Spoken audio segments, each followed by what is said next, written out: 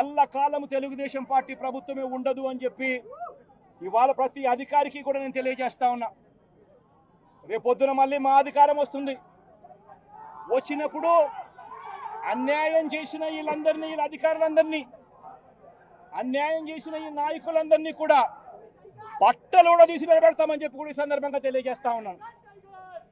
ఎవడిని వదిలిపెట్టేది ఉండదు. ఇదే వంశీని అరెస్ట్ చేసేటప్పుడు సిఐ అన్నాడట, నేను 1.5 సంవత్సరంలో రిటైర్ అయిపోతాను అని చెప్పి. రిటైర్ అయిపోయినా కూడా సప్త సముద్రాల అవతల ఉన్నా కూడా మొత్తం అందరినీ కూడా పిలిపిస్తామని చెప్పి కూడా ఈ సందర్భంగా చెప్తా ఉన్నా. చట్టం ముందు నిలబడేట్టుగా చేస్తాం, బట్టలు ఊడదీస్తాం, న్యాయం జరిగేట్టుగా చేస్తాం అని ప్రతి ఒక్కరికి కూడా తెలియజేస్తా ఉన్నాం.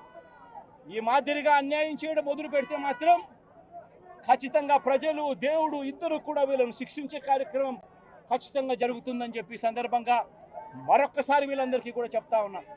అన్యాయంలో భాగస్వాములు కావద్దండి.